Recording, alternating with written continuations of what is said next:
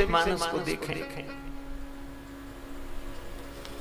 आज हम लोग भाव की दृष्टि से नहीं देखते, क्रिया की दृष्टि से देखते। पुराने समय में एक लौकिक उदाहरण, संबंध की महत्ता होती थी, व्यवहार की नहीं, शब्दों की नहीं। गुरु जी ने डांट दिया। गुरु लोग पहले ऐसी लीला करते थे, बिना कारण पिटाई,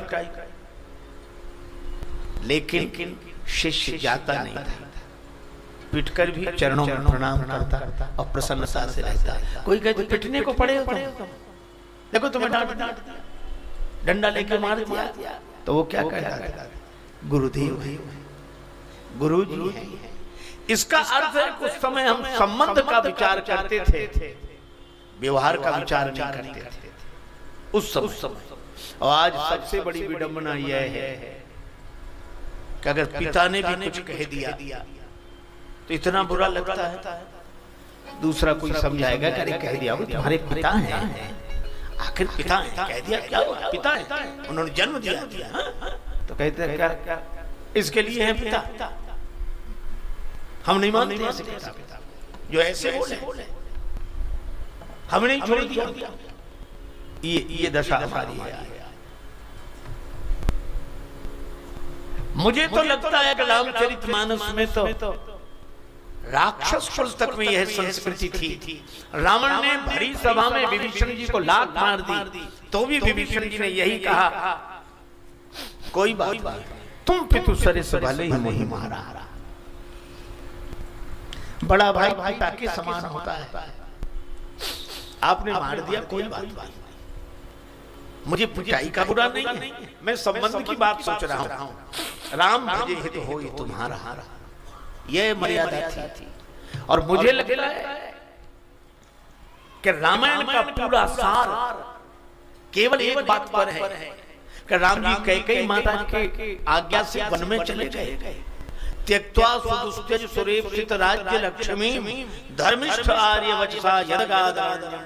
श्रीमद् भागवत में उल्लेख है, त्यक्त्वा सुदुस्त्यज सुरेप्सित राज्य लक्ष्मी धर्मिष्ठ आर्य वचसा यदगादरण्यम माया मृगम दैत्येप्सित मन्वधावत वंदे महापुरते चरणहारविंदम। सुदुस्त्यज राज्य लक्ष्मी का त्याग करके श्री राम वन को गए, और माता कैकेयी ने कहा कि निकल जाओ, कपड़े उतारो। लेकिन राम जी तो भी चरणों में प्रणाम किए। राम जी ने माता का दुर्व्यवहार नहीं देखा, को माता के रूप में देखा कि जिस माता ने हजारों बार दूध पिला के मेरा पालन किया, हजारों बार उंगली पकड़कर मुझे जीना सिखाया, आज वन में जाने की कह दिया, तो क्या मैं माता को माता न मानूं? बस रामचरितमानस की कथा का सार यही है कि कोई कुछ कह दे तो उस कहने पर मत जाओ, कोई व्यवहार गलत करते मत जाओ, संबंध का विचार करो। और संबंध का विचार करेंगे तो समझ लीजिए कि रामचरितमानस की कथा हमारे जीवन में उतर गई, जिंदगी। अब तो सारे संबंध एक तरफ, व्यवहार। एक सज्जन सुना रहे थे कि कहीं कथा हो रही थी, एक श्रोता ने बड़ी उत्सुकता से कहा, भरत मिलाप, श्री राम जी भरत जी का मिलाप अप्रिय। कथा कहने वाले संत ने सोचा कि बड़ा भाव सुनाए, फिर बोला महाराज जरा जल्दी बंद कर देना। महात्मा बोले जल्दी? हाँ, क्यों? सवेरे हमें जाना है एक जगह, कहीं निमंत्रण नहीं, फिर दूर जाना पड़ता है, मुकदमे की तारीख है, वहां पहले पहुंचना पड़ता है। मुकदमा चल रहा, हाँ, किससे? भाई से।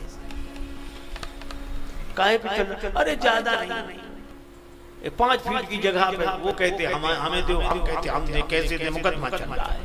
अब बोलो, जिनका सगे भाई से मुकदमा चल रहा 5 फीट की जगह पे, वो श्री राम भरत मिलाप की कथा सुनते हैं।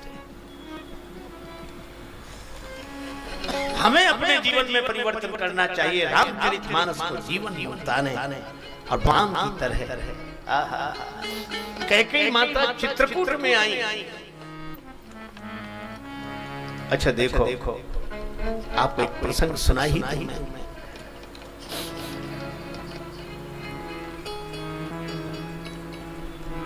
माता कैकेयी ने राम जी को वन भेजा।